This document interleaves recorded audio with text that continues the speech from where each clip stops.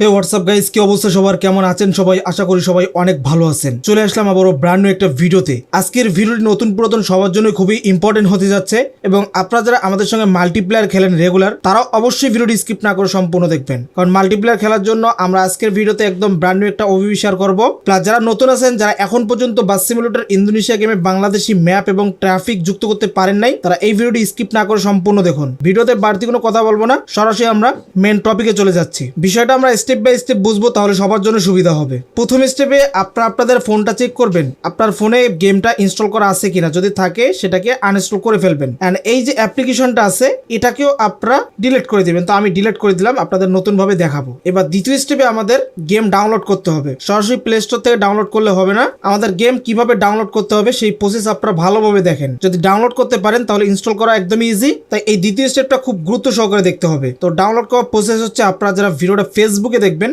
যে ভিডিওটা প্লে করবেন সেই ভিডিওর কমেন্ট বক্সে আপনারা চলে যাবেন। কমেন্ট বক্স তো সবাই চেনেন। কমেন্ট বক্সে আসার পর উপরে একটা এরকম লিঙ্ক দেখতে পারবেন, এই যে ব্লু কালারের। যদি এটা শো না করে মোস্ট রিলেভেন্টে ক্লিক করবেন, অল কমেন্ট সিলেক্ট করবেন, লেখাগুলো খেয়াল করলে বুঝতে পারবেন। তারপর এখানে লিঙ্কটা শো করবে, এখানে আপনি ক্লিক করবেন। অনেকের ফোনে এই সাইটটা ওপেন হয় না, তো এর একটাই কারণ, আপনারা বিভিন্ন ওয়াইফাই বা বিভিন্ন জায়গার ডাটা ইউজ করেন, যার কারণে এরকম হয়। তো আপনাকে একটা ভিপিএন ইউজ করতে হবে যদি ওপেন না হয়। আর যাদের এরকম আকারে ওপেন হবে, এখানে সরাসরি স্টেপ বাই স্টেপ কাজ করবেন না, আমি আপনাদের দেখাচ্ছি কিভাবে কাজ করবেন। উপরে দেখেন তিনটা ডট আছে ফোটা, এখানে ক্লিক করবেন। এখান থেকে দেখেন ওপেন ইন এক্সটার্নাল ব্রাউজার আছে, এখানে ক্লিক করবেন। তাহলে কি হবে, আমাদের সাইটটা ক্রোম ব্রাউজারে ওপেন হবে। তো এটাই আমাদের প্রয়োজন। তো এইভাবে ফেসবুক থেকে আমাদের এই পোস্টটা ওপেন করতে হবে। এবার দেখাচ্ছি ইউটিউবে যারা দেখবেন তারা কিভাবে পোস্টটা ওপেন করবেন। ইউটিউবে যারা দেখবেন তাদেরকে যাইতে হবে ভিডিওর ডিসক্রিপশন বক্সে। ভিডিও ডিসক্রিপশন বক্স হচ্ছে এই যে মোর অপশনে ক্লিক করবেন, এখান থেকে যাবেন টেলিগ্রামে। তো টেলিগ্রামে আসার পর এই ভিডিওতে যে ফটোটা ব্যবহার করা হবে, থাম্বনেইল ফটোটা, সেই ফটো অনুযায়ী এখানে একটা পোস্ট করা থাকবে।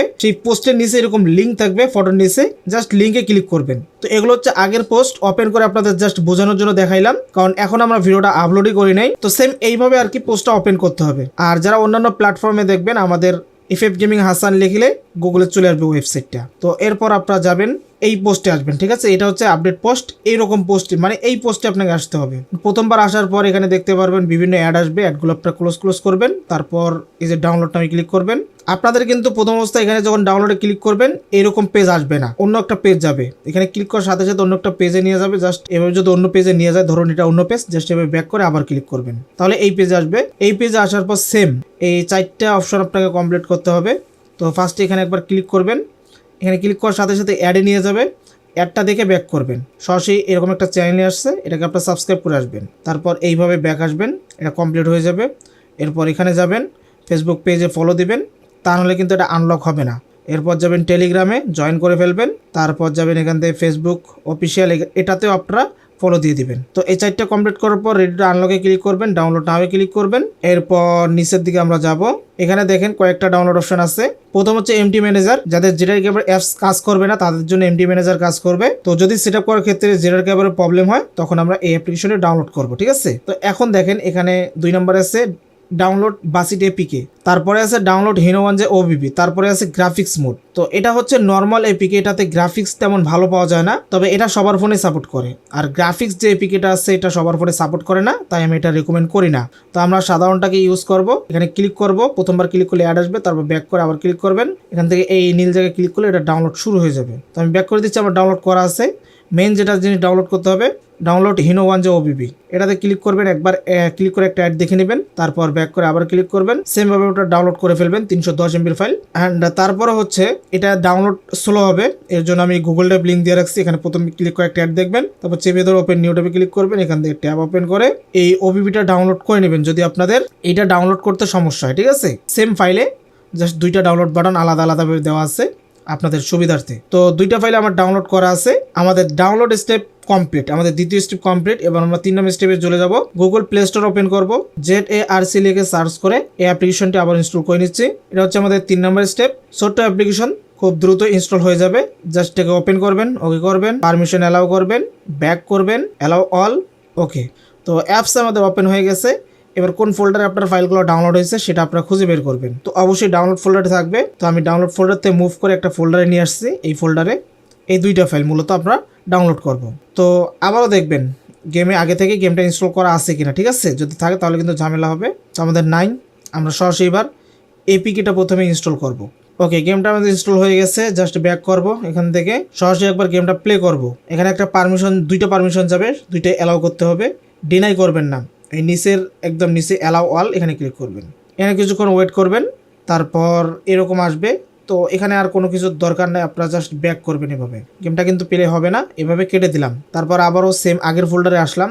এরপর এই যে ফাইলটা আছে এটা চেপে ধরবো, কপি করব, উপরে এই জায়গায় ক্লিক করে ডিভাইস স্টোরেজ ক্লিক করব, Android folder, OBB folder and com.malware নামে একটা ফোল্ডার চলে আসছে, এই ফোল্ডারে আমরা যাব, এটাকে আমরা পেস্ট করে দেবো। তো দেখতেই পাচ্ছেন এটা সুন্দরভাবে পেস্ট হয়ে গেছে। এখন আমরা আবারও এগুলো কেটে দিয়ে গেমটা আবার প্লে করব। তো গেমের শুরুটা দেখলে আমরা বুঝতে পারবো আমাদের যে স্টেপ বাই স্টেপ কাজগুলো করলাম সেগুলো সাকসেসফুল হয়েছে কিনা। তো দেখতে পাচ্ছেন বাস সিমুলেটর বাংলাদেশ লেখা চলে আসছে, তার মানে আমরা যে প্রসেসগুলো করছি সবগুলোই কমপ্লিট হয়েছে।